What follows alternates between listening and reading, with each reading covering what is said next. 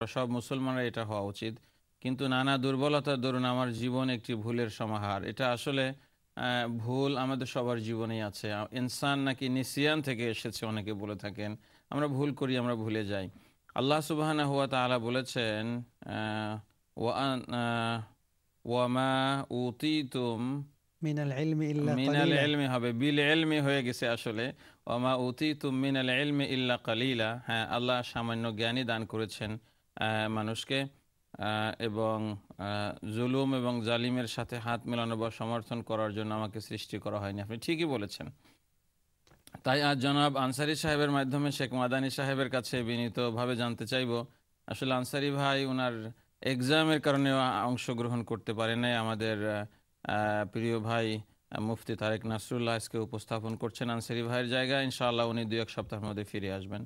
যারা আল্লাহর দিন কায়েমের জন্য সংগ্রাম করছেন বলে দাবি করছেন, যারা দায়িত্বশীল শব্দের সদ্ব্যবহার করে অত্যন্ত সুচতুরভাবে নিজেদেরকে নেতা ভাবার সুযোগকে হাতছাড়া করেন না, এবং আমার মতো নিতান্ত অল্প জ্ঞানসম লোকদের সামনে মাঝে মধ্যে বিভিন্ন বক্তৃতার মাঝে 30 পারা কোরআনের ভিতর থেকে এবং রাসূল সাল্লাল্লাহু আলাইহি সাল্লামের হাদিস থেকে আলোচনা করেন।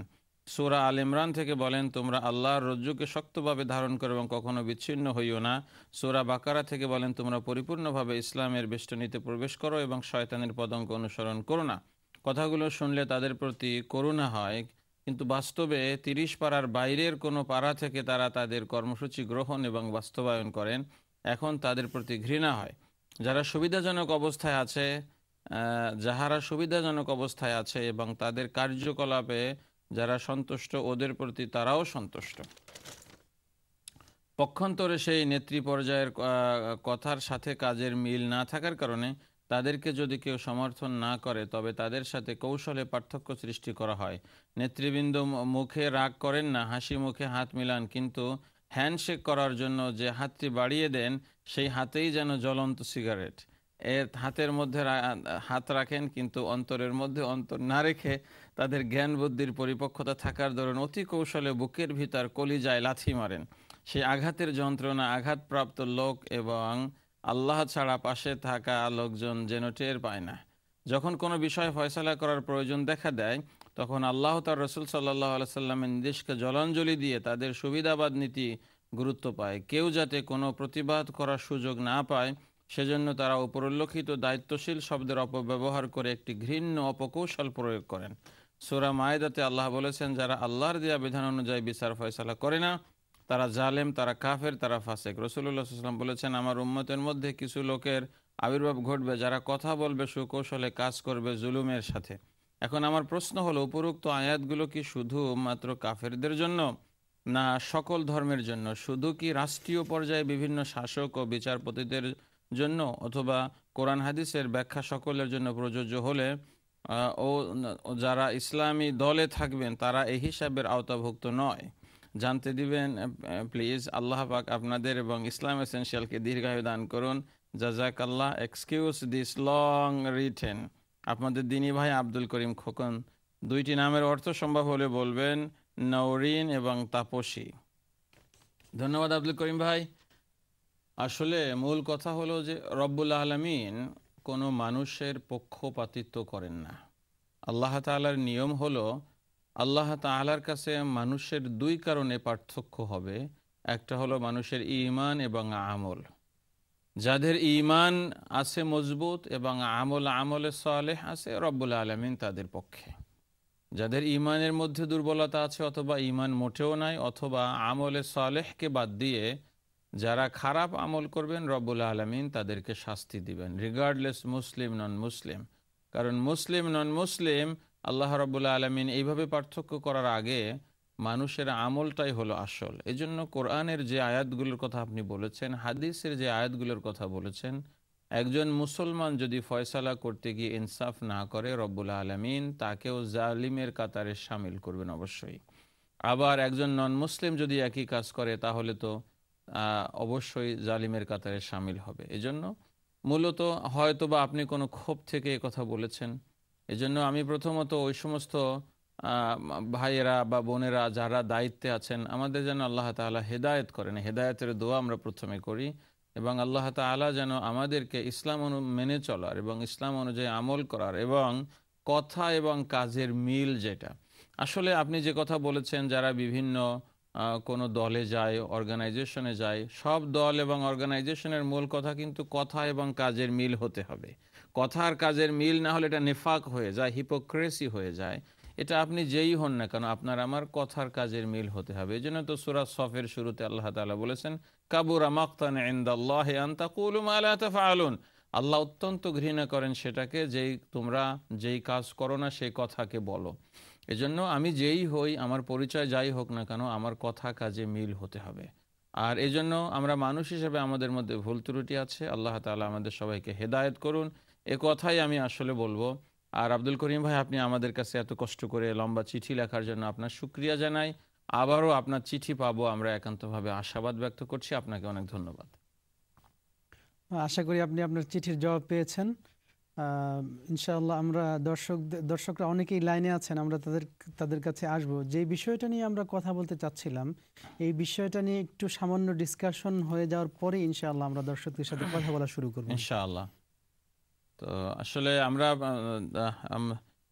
নাসরুল্লাহ সাহেব যে বিষয়টা উল্লেখ করেছেন, এর মধ্যে আমরা যেটাকে আরবিতে বলে থাকি গদ্দুল বসর, ইংলিশে আমরা বলি লোয়ারিং দ্য গেজ, বাংলাতে বিভিন্নভাবে আমরা বলতে পারি যে নিজেদের দৃষ্টিকে অবনত রাখা এবং নিজেদের চোখকে সংযত রাখা, কন্ট্রোল করা।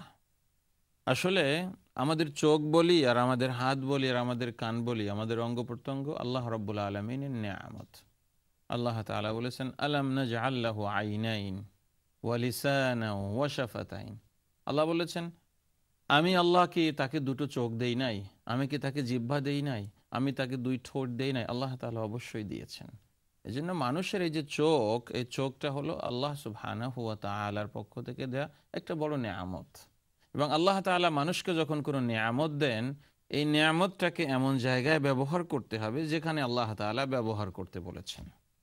আর যেখানে আল্লাহ তাআলা ব্যবহার করতে নিষেধ করেছেন, আমরা সেখানে এটাকে ব্যবহার করব না। আল্লাহ চোখের নিয়ামত দিয়েছেন, যদি জায়গা মতো আমরা চোখ দিয়ে নজর না করি, তাহলে তার জন্য আমরা গুনাহগার হব। আল্লাহ চোখ দিয়েছেন আমাদেরকে কোরআনের অক্ষর দেখার জন্য, কোরআন তেলাওয়াত করার জন্য, হাদিস পড়ার জন্য। আমরা যদি সেটা না করি, তাহলে আমরা গুনাহগার হলাম। আবার আল্লাহ তাআলা চোখ দিয়েছেন ঠিকই, কিন্তু নির্দিষ্ট জিনিস রয়েছে, আল্লাহ বলেছেন এদিকে নজর করবে না।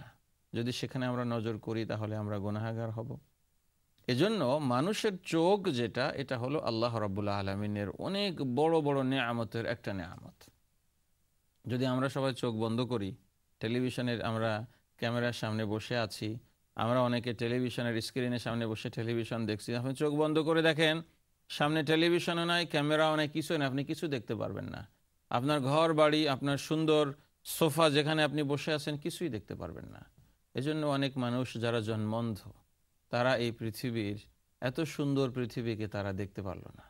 আল্লাহ তাআলার আমাদের শুকরিয়া আদায় করা উচিত যে রব্বুল আলামিন আমাদেরকে এই সুন্দর চোখ দিয়েছেন, যে চোখ দিয়ে আমরা আল্লাহ সৃষ্টি রাজিকে দেখি, যে চোখ দিয়ে আমরা সারা পৃথিবীকে দেখি, যে চোখ দিয়ে আমরা লেখাপড়া করি, যে চোখ দিয়ে আমরা কোরআন তেলাওয়াত করি, যে চোখ দিয়ে আমরা ড্রাইভিং করি, যে চোখ দিয়েই তো সব কিছুই করতে হয়। সুবহানাল্লাহ। এজন্য এই চোখটা হলো, মানুষের আইটা হলো আল্লাহ রাব্বুল আলামিনের একটা নেয়ামত। কিন্তু প্রত্যেক পজিটিভের সঙ্গে আবার কিছু নেগেটিভ থাকে, কিছু রেস্ট্রিকশনও আল্লাহ তাআলা করে দেন। এজন্য আবার দেখা যায়, এমনও হয় যে মানুষ এমন একটা জিনিস দেখলো, সামটাইম ডিস্টার্বিং। অনেক সময় টেলিভিশনে দেখা যাচ্ছে মরা মানুষের ছবি, অথবা কেউকে মেরে ফেলা হচ্ছে এই ছবি, তার এর আগে নোটিশ আছে, you'll be watching some disturbing image, এরকম নোটিশও তারা দেয়। আমরা যে জিনিস দেখি, এটা আমাদের মধ্যে কিন্তু প্রভাব বিস্তার করে। এজন্য এমন হয় যে হঠাৎ করে দেখা যাচ্ছে একটা যুবক ছেলে, অবিবাহিত একটা যুবতী মেয়েকে রাস্তায় দেখে আসে হাফ নেকেট অবস্থাতে, আসার পরে এই ছেলেটাই মেয়ের কথা ভুলতে পারে না, অথবা একটা মেয়ে একটা ছেলেকে দেখে আসে। আর দেখার জন্য তো আজকাল রাস্তাঘাটে যেতে হয় না, ওই যে ছোট্ট কি বলে নেটবুক, ওই যে ল্যাপটপ, ওই যে আইফোন, এই যে ব্ল্যাকবেরি, এই যে অমুক তমুক, ওয়াসওয়াসা শয়তান ইবলিসের তো বিভিন্ন নাম। কোনো সময় ইবলিসের নাম হলো আইফোন, কোনো সময় হলো ব্ল্যাকবেরি, কোনো সময় হলো নোকিয়া, কোনো সময় হলো এই, কোনো সময় হলো সেই, কোনো সময় হলো মানে নোটবুক, কোনো সময় হলো ওটাকে কি বলে যে ল্যাপটপ আর নর্মাল পিসি তো আছেই, সেখানে internet is everything is available. আচ্ছা শেখ, আমরা একটা পর্যায়ে আসছি, আমরা আবার কন্টিনিউ করবো। আমরা দর্শকদেরকে একটু সময় দিই এবার ইনশাআল্লাহ। অনেকেই আমাদের সাথে কথা বলার জন্য অপেক্ষা করছেন। আমরা প্রথমে দেখছি কে আছেন আমাদের সাথে কথা বলার জন্য। আসসালামু আলাইকুম ওয়া রাহমাতুল্লাহ। হ্যালো, আসসালামু আলাইকুম। ওয়ালাইকুম আসসালাম ওয়া রাহমাতুল্লাহি ওয়া বারাকাতুহু। জি বোন, আমি একটা প্রশ্ন রাখতাম চাইছিলাম। জি বলেন। ওই দেশে মানুষ মারা গেলে তারা কিছু সাহায্য করেন মাইসরে পয়সা। জি, কাউন্সিল থেকে ওগুলো আর যাইজ আসেনি, ওখান থেকে জানতাম চাইছিলাম। ওকে জি ঠিক আছে। আর হইন হাজবেন্ড মরলে 4 মাস 10 দিন একটা মানতা ওটা তো আমদারে বুঝাইয়া হইবানি ভালো করে। জি ইনশাআল্লাহ। ওকে ঠিক আছে, আপনি শুনতে থাকুন, ইনশাআল্লাহ আপনি জবাব পেয়ে যাবেন। আচ্ছা তের রাখি আমি ফোন। জি বহুত শুকরিয়া বোন আপনার প্রশ্ন লাগি। ফার্স্ট হইল গিয়া, মানুষ মারা যাওয়ার পরে গভর্নমেন্টের পক্ষ থেকে, কাউন্সিলের পক্ষ থেকে ফিনারেল এবং বেরিয়ালের জন্য একটা এইড দেওয়া হয়, এটা নেওয়াটা জায়েজ কিনা। এটা যদি গভর্নমেন্টের যে ক্রাইটেরিয়া, যে নিয়ম অনুযায়ী গভর্নমেন্ট এটা দেয়, আমরা যদি এটার এলিজিবল হই, এটার জন্য সুইটেবল হই, এই শর্ত যদি আমরা পূরণ করি, তাহলে এটা নেওয়াটা জায়েজ। যেহেতু এটা পাবলিক মানি, পাবলিক মানির হক যে কারোই আছে, কাজেই এটা নাজায়েজ হওয়ার কোনো বিষয় নাই। তবে আমরা যেন এই ব্যাপারে শুধু এইটা না, অন্য যে কোনো বেনিফিটের ব্যাপারে আমরা যেন কোনো জিনিসকে হাইড না করি, কোনো যেন মিথ্যা যেন আমরা ফর্ম পূরণ করতে গিয়ে না লিখি, এমনি এটা নেওয়াটা জায়েজ। নেওয়ার পরে আবার আমার কাছে অনেক সময় কোশ্চেন করে অনেকে, যে হুজুর আমার আব্বা মারা গেছে, আমরা তো এটা পাইছি, এখন এটা আমরা তো নিজেরা খরচ করে ফেলছি নিজেদের পকেট থেকে, এখন কি করব এই পয়সা। এটা যদি আপনি এক কাজ করতে পারেন, যদি আপনি ওই ফিনারেলের জন্য তসলিম আলী ফিলানেরকে দিছিলেন, এরপরে আপনি গার্ডেন অফিসের কবর কেনার জন্য দিছিলেন, প্রায় 2500-3000 পাউন্ড তো খরচ হয়ে যায়, যেখান থেকে আপনি ওই পয়সাটা এখানে আপনি নিতে পারেন, তাতে কোনো অসুবিধা নেই। যদি মনে করেন যে না আমরা নিজেদের থেকে দিয়েছি, আমাদের আপনজন মারা গেছে, তাহলে কাউন্সিল থেকে পয়সা যেটা পাওয়া গেছে মৃত ব্যক্তির নামে, এটা আল্লাহর হস্তে আপনি দান সৎকা করতে পারেন, কোনো চ্যারিটি অর্গানাইজেশনকে দিয়ে দিতে পারেন, সৎকা জারিয়ার কাজ করতে পারেন, কোনো অসুবিধা নেই। দ্বিতীয়ত হলো, কোনো বোনের কোনো স্ত্রীর যদি স্বামী মারা যায়, হাজব্যান্ড মারা গেলে পরে হ্যাঁ, যে তাদেরকে 4 মাস 10 দিনের ইদ্যত পালন করতে হয়। এটা স্বাভাবিকভাবে হলো 4 মাস 10 দিন, যদি যে সময়ে স্বামীর ইন্তেকাল হয়েছে এই অবস্থাতে স্ত্রী তিনি প্রেগনেন্ট অবস্থাতে ছিলেন না, এরকম যদি সাধারণ সিচুয়েশন হয়, তাহলে 4 আশহুর ওয়া আশরা, যে 4 মাস 10 দিনের ইদ্যত পালন করতে হবে যদি স্ত্রী প্রেগনেন্ট অবস্থাতে না থাকেন। আর যদি এমন হয় যে স্বামী মারা গিয়েছেন কিন্তু স্ত্রী প্রেগনেন্ট অবস্থাতে আছেন, তখন নিয়ম হলো যে স্বামীর দাফন কাফন হওয়ার আগে স্ত্রীকে জিজ্ঞেস করতে হয় যে তিনি প্রেগনেন্ট কিনা, এবং এটা অ্যানাউন্স হওয়া উচিত, অন্তত আপন যারা আছে তারা এটা জানা উচিত, তা না হলে এ ব্যাপারে কনফিউশন হতে পারে। এই জন্য যদি এমতো অবস্থাতে স্ত্রী প্রেগনেন্ট অবস্থাতে থাকেন, গর্ভবতী অবস্থায় থাকেন যখন স্বামী মারা গেছেন, তখন তার ইদ্যত হলো ওয়াদুল হামল। ওয়াদুল হামল অর্থ হলো তিনি ডেলিভারি পর্যন্ত তিনি ইদ্যত পালন করতে হবে। তার অর্থ হলো এটা 1 মাসও হতে পারে, আবার এটা 9 মাসও হতে পারে, এজন্য এটা কম বেশি হতে পারে, কারণ যখন বাচ্চা ডেলিভারি হয়ে যাবে ইদ্যত শেষ হয়ে যাবে। আর যদি স্বাভাবিক অবস্থাতে মারা যায় স্বামী, যখন স্ত্রী গর্ভবতী অবস্থায় নয়, তখন 4 মাস 10 দিনের ইদ্যত পালন করতে হয়। এই জন্য বোন, এটা স্ট্রেট 4 মাস 10 দিন সবার জন্য না, সাধারণ যারা গর্ভবতী নয় এ সমস্ত মহিলাদের জন্য, গর্ভবতী থাকলে বাচ্চা ডেলিভারি হওয়া পর্যন্ত তাদের ইদ্যত পালন করতে হয়। আপনার ফোন কলের জন্য আপনার বহুত শুকরিয়া, জাযাকিল্লাহু খাইরান। আমরা পরবর্তী কলারের কাছে যাচ্ছি। কে আছেন লাইনে? আসসালামু আলাইকুম ওয়া রাহমাতুল্লাহ। হ্যালো, আসসালামু আলাইকুম। ওয়ালাইকুম আসসালাম। আমি অনুরোধ করি আপনি আপনার টেলিভিশনের ভলিউমটা একটু কমায় দেন, এরপরে আমাদের সাথে কথা বলেন, আমাদের জন্য বুঝতে সহজ হবে। জি, আপনি আপনার প্রশ্ন বলতে পারেন। I got only one question. Okay, you've got only one question. Yes, go on, please. Yeah, I just wanted to know what kind of dua can you read in the tasbih? In in the tasbih. Can you say a bit louder, sister? What kind of dua you can say? Tasbih. What kind of dua can you read in the tasbih? Yeah. Okay, the tasbih. You can read subhanallah, subhanallah. Okay. And then what else can you read? Or what else? You're doing the tasbih of Allah Ta'ala, and what else you can say subhanallah or anything else that you want to know, isn't it? Yeah, after when I put the phone down, can you just tell me that in English or Bengali? Don't worry about Okay, any then. language, inshallah. Okay then. Assalamu alaikum. Alaikum Alaikum assalam wa wa rahmatullah. Sister, tasbih, the word meaning is glorifying Allah Ta'ala. Okay? And sometimes, the things we are using, people call it tasbih as well. That's a different issue. But what I'm taking tasbih here, when you are glorifying Allah Ta'ala, praising Allah. For tasbih, we can say so many things. Like we can say Subhanallah is one of the tasbih. Subhanallah, Subhanallah, Subhanallah. Then second is Alhamdulillah, Alhamdulillah. Then Allahu Akbar, Allahu Akbar. This is the tasbih. Then you can say La ilaha illallah, La ilaha illallah. You can say tasbih of La ilaha illallah. You can say it. And you can add with it Muhammadur Rasulullah as well. Then you can say Subhanallah wa bihamdihi, Subhanallah al-azim. Subhanallah wa bihamdihi, Subhanallah al-azim. This is the last hadith of Sahih al-Bukhari. These two sentence is very, very important. And that will be very, very heavy on the scale as well. And Allah subhanahu wa ta'ala love those two sentences. And that very easy to say as well. Subhanallah خفيفتان على اللسان. هذا هو. Subhanallah wa bihamdihi, Subhanallah al-azim. Then you can say Subhanallah, you can say Alhamdulillah, you can say Allahu Akbar, you can say La ilaha illallah, you can say La ilaha illallah Muhammadur Rasulullah, you can say La hawla wa la quwwata illa billah, you can say that. So you can say Subhanallah wa bihamdihi, Subhanallah al-azim, Subhanallah wa bihamdihi, Subhanallah al-azim. Even you can say even more. There's many more tasbih available in Quran and in Sunnah. There is a book, The Portraits of a Muslim, the Hisnul Muslim in English. This English translation of that. You buy one of the small dua book, then you will find all those tasbih there, inshallah. Thank you very much, my dear sister, for your nice call. আমরা পরবর্তী কলারের কাছে যাব। আমরা দেখি কে আছেন লাইনে মুহূর্তে। আসসালামু আলাইকুম। আসসালামু আলাইকুম। হ্যালো, আসসালামু আলাইকুম। ওয়ালাইকুম আসসালাম ওয়া রাহমাতুল্লাহ। জি বোন, আপনার প্রশ্ন। আমি মাদানী সাহেবকে একটা প্রশ্ন করতাম সৈয়দ। জি বলেন মাদানী সাহেব, শুনছেন। রাব্বির হাবলি মিনাস সালিহিন। টাইম লইছে একটা বাচ্চা পেটো থাকলে এই দোয়া পড়িতাম। কোন টাইমও পড়তাম আর ইগো কিতার লাগে পড়তাম। অর্থাৎ আমার ফোন রাখা বাদে টাইম কইবানি। ওকে জি, আপনার প্রশ্ন পরিষ্কার। আর কোনো প্রশ্ন আছে? জি না। আসসালামু আলাইকুম। ওয়ালাইকুম আসসালাম ওয়া রাহমাতুল্লাহ। জি আপনি শুনতে থাকেন, ইনশাআল্লাহ আপনার জবাব পাচ্ছেন। রব্বি হাবলি মিনাস সালিহিন, এটা সূরা সাফফাতের আয়াত। ইব্রাহিম আলাইহিস সালাম আল্লাহ তাআলার কাছে এই বলে দোয়া করেছিলেন, যার অর্থ হলো, হে আল্লাহ তুমি আমাকে সৎ সন্তান দান করো। দুই অবস্থাতে এই দোয়াটা বলা যায়। এক হলো যে সন্তান হয় না, সন্তানের দরকার, তখন এটা বলা যায়।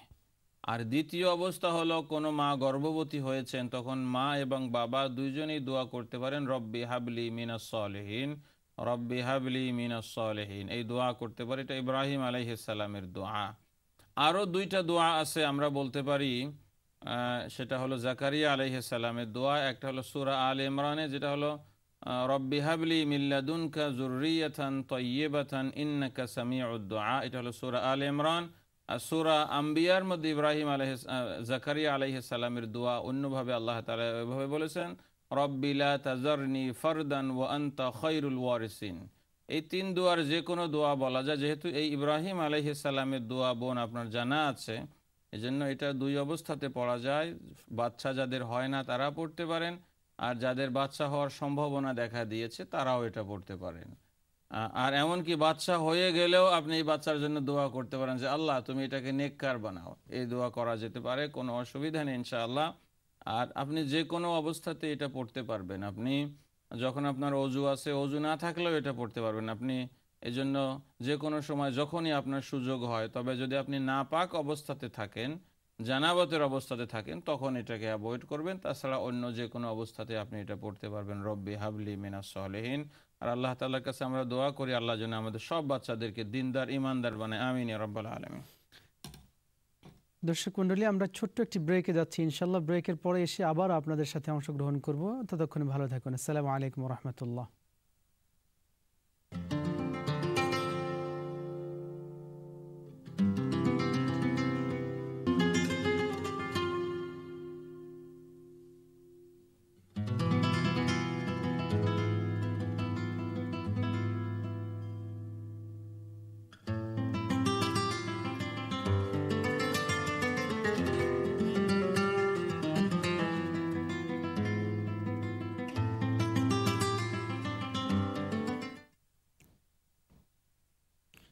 আসসালামু আলাইকুম রহমতুল্লাহি ওয়া বারাকাতুহু। ছোট্ট বিরতির পরে আবারও ফিরে আসলাম। দর্শক মণ্ডলী, আমাদের সাথে থাকার জন্য আপনাদেরকে আবারও ধন্যবাদ জানাচ্ছি। আমরা দর্শকদের সাথে কথা বলছিলাম। আমরা পুনরায় দর্শকদের সাথে কথা বলা শুরু করার আগে এক বোন অফ ইয়ারে কন্ট্রোল রুমে একটা ফোন করে আমাদেরকে একটা প্রশ্ন রেখেছেন, সেই ব্যাপারে ইনশাআল্লাহ শেখ মাদানী একটু বলবেন আশা করি। ইনশাআল্লাহ। আমাদের এক বোন আমাদেরকে নাম প্রকাশ করতে চাননি। তিনি বলেছেন যে তিনি তার বাবাকে 2002-তে বাংলাদেশ থেকে নিয়ে এসেছিলেন এবং আলহামদুলিল্লাহ বাবা এখানে লিগ্যাল হয়েছেন। এখন আবার মেয়ের সাথে এবং বাবার সাথে সম্পর্কটা ভালো নাই। বাবা হয়তো আবার বিয়ে শাদী করেছেন, সেই ঘরে বাচ্চাও আছে। এগুলো নিয়ে হয়তো নিজেদের মধ্যে মনোমালিন্য হয়েছে, কথা কাটাকাটি হয়েছে। তো এখন এই বোন খুব মনের কষ্টে আছেন যে আমি বাবার এত খেদমত করলাম, বাবাকে এই দেশে নিয়ে আসলাম, এখন বাবা আমাকে দেখতে পারে না। তো এটা আর শরীয়তের দৃষ্টিতে কি উনি আবার উনি বাবাকে সাহায্য সহযোগিতা করছেন না, এটা ঠিক হচ্ছে কি না, অথবা বাবাই বা মেয়ের সাথে ভালো আচরণটা করলো কি না। আসলে বোন এরকম, এটা আমাদের জীবনে এরকম অনেক ঘটনা ঘটে। আর এখানে মূলত সন্তানেরও যেমন দায়িত্ব থাকে, মা বাবারও কিন্তু দায়িত্ব থাকে। এটা এক পক্ষের কোনো বিষয় না। সন্তানরা যেমন মা বাবার খেদমত করতে হবে, মা বাবাও ছেলে মেয়েদেরকে লুক আফটার করতে হবে। দুটোও কিন্তু দায়িত্ব, দুই দায়িত্বই কিন্তু আল্লাহ তাআলা আমাদেরকে দিয়েছেন। এরপরও আমার এই বোনের জন্য প্রথম আমার অ্যাডভাইস হলো, নসিহা হলো যে বোন আপনি সবর করেন। যদি এমন হয় আপনার আব্বা যদি ভুলও করে, স্টিল আপনি আপনার বাবার সঙ্গে ভালো ব্যবহার করেন। ভালো ব্যবহার করলে কি হবে, আল্লাহ তাআলা আপনার মর্যাদাকে বাড়াবেন। আর আপনি আপনার বাবাকে সাহায্য করা বন্ধ করবেন না মেহেরবানি করে। তিনি দুর্ব্যবহার করলেও স্টিল আপনি ওনার সঙ্গে ভালো ব্যবহার করেন। কারণ বাবা হয়তো ভুলের মধ্যে আছেন, একদিন না একদিন এই ভুলের সংশোধন হবেই।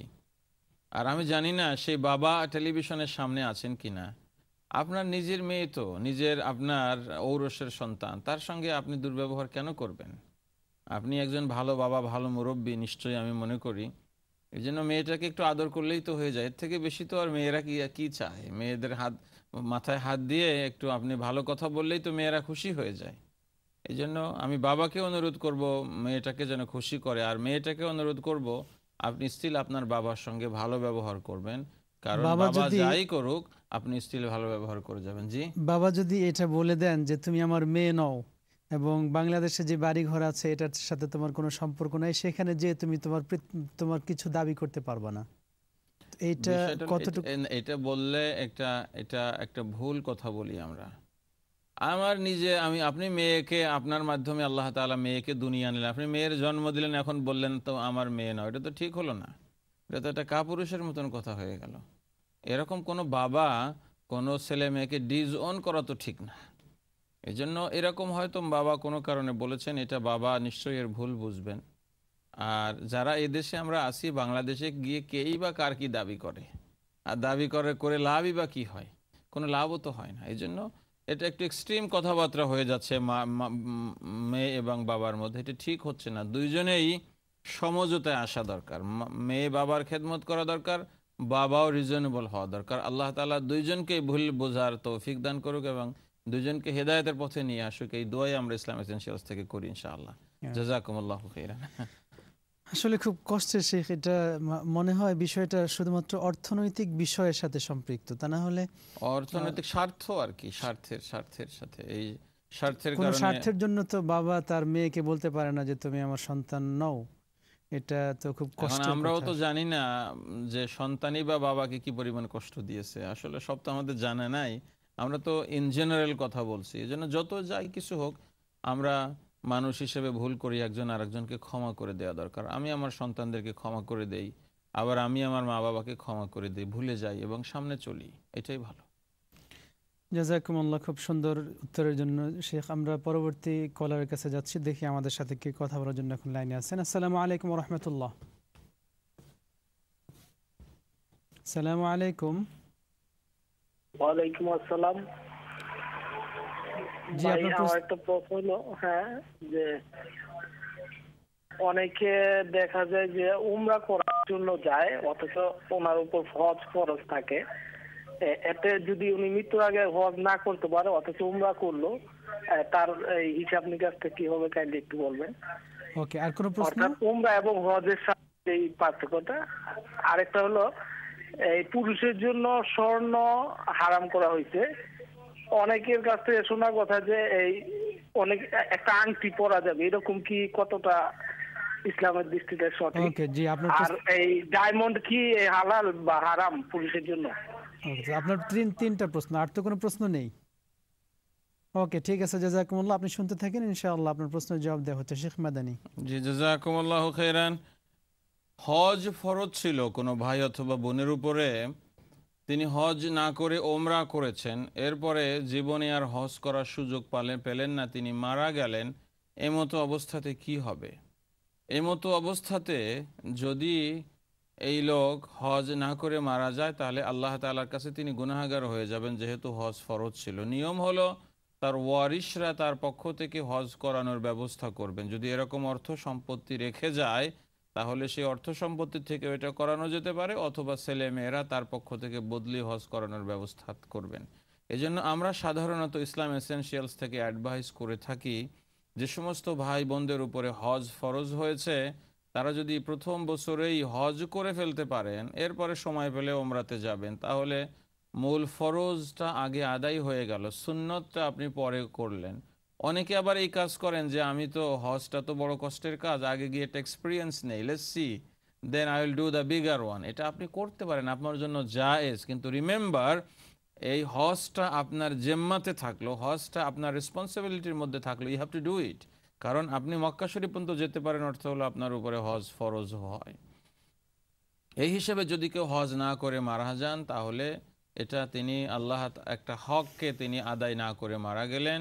এমনকি উলামায়ে কেরামের মতামত হলো, ওই মৃত ব্যক্তির যখন তারিকা, যেটা রেখে যাওয়া সহায় সম্পত্তি যখন ওয়ারিশদের মধ্যে ভাগ করা হবে, ভাগ করার আগে যদি ওয়ারিশরা ওই মা অথবা বাবা বা যিনি মারা গেছেন তার পক্ষ থেকে হজ করাতে রাজি না থাকে, নিজেদের পয়সা খরচ করে, তাহলে হজের জন্য যেই পয়সা লাগবে বদলি হজের জন্য, এই পয়সাটাকে আলাদা রেখে তারপরে বাকি জিনিস ওয়ারিশদের মধ্যে ভাগ করতে হবে। এজন্য এটা একটা ইম্পর্টেন্ট জিনিস আসলে। আর আমরা যাদের উপরে হজ ফরজ, আল্লাহর ফরজকে আমরা আদায় করার জন্য যেন চেষ্টা করি। এজন্য যেমন ইমাম শাফি রহমতুল্লাহ আলাইহের মতামত হলো, হজ যখন ফরজ হবে সাথে সাথে করে ফেলতে হবে, দেরি করলে গুনাহগার হয়ে যাবে। অবশ্য অন্যান্য ইমাম মালিক সহ, ইমাম আবু হানিফা রহমতুল্লাহ সহ অনেকের মতামত আছে যে মানে এটা গুনাহগার হবে না, আদায় করলেই হয়ে যাবে, তবে জিম্মার মধ্যে থাকবে। মূল কথা হলো, যদি হজ ফরজ হয় তাহলে যত তাড়াতাড়ি সম্ভব আমরা যেন হজ করে ফেলি। আর যদি কেউ হজ না করে মারা যান, তাহলে তার পক্ষ থেকে বদলি হজ করানোর ব্যবস্থা করতে হবে। আপনি বলেছেন যে গোল্ড, আসলে গোল্ড অলংকার হিসেবে গোল্ড পরাটা পুরুষের জন্য হারাম। এটা রাসূলুল্লাহ সাল্লাল্লাহু আলাইহি ওয়াসাল্লাম আয-যাহাব ওয়াল হারির দুটোর অনুমতি আল্লাহ রসুল দেন নাই। একটা হলো গোল্ড আর একটা হলো সিল্ক, এই দুটোর অনুমতি রাসূলুল্লাহ সাল্লাল্লাহু আলাইহি ওয়াসাল্লাম দেন নাই। এটা হলো মহিলাদের জন্য, লিনিসায়ে উম্মাতিনা আল্লাহ রসুল বলেছেন। এই জন্য আংটিটা তো অর্নামেন্টসের মধ্যে পড়ে, এই জন্য আপনি এটাকে করতে পারবেন না। তবে এমন যদি কোনো এক্সেপশনাল জিনিস হয়, যেমন মনে করেন একজনের দাঁত ভেঙে গেছে, সোনা দিয়ে দাঁত বাঁধানো হয়েছে, এটা যেহেতু কোনো অর্নামেন্টসের মধ্যে পড়ে না, আর এটা তো দেখতেছেও বাকি আপনার, এই জন্য ওলামায়ে কেরাম বলেছেন দ্যাট ইজ জায়েজ। এমনকি কোনো ওলামায়ে কেরাম এটাও বলেছেন, যেমন কলম একটা এসেনশিয়াল জিনিস, যদি সোনা দিয়ে কোনো কলম তৈরি করা হয়, যদি কোনো পুরুষ ব্যবহার করে, তো এটা যেহেতু অর্নামেন্টস না, এটা জায়েজ হতে পারে। তারপরে ডিবেট আছে এই ব্যাপারে। জন্য মূল কথা হলো, একটা আংটি ব্যবহার করা যাবে এটা ঠিক না। আপনি আংটি ব্যবহার করতে পারবেন, রূপার আংটি ব্যবহার করতে পারবেন, কিন্তু সোনার আংটি আপনি ব্যবহার করতে পারবেন না, কারণ আংটিটা, রিংটা, এটা অর্নামেন্টসের পর্যায়ে পড়ে, এটা করা যাবে না। ডায়মন্ডের ব্যাপারে সরাসরি হাদিসের মধ্যে সরাসরি যেহেতু কিছু বলা হয় নাই, এজন্য এই ক্ষেত্রে যদি কোনো পুরুষ ডায়মন্ডকে ইউজ করে, তাহলে এটা জায়েজের পর্যায়ে পড়বে। তবে পুরুষরা কিন্তু এমন কোনো অর্নামেন্টস ইউজ করা উচিত না যেটা মহিলাদের জন্য খাস, এরকম কোনো জিনিস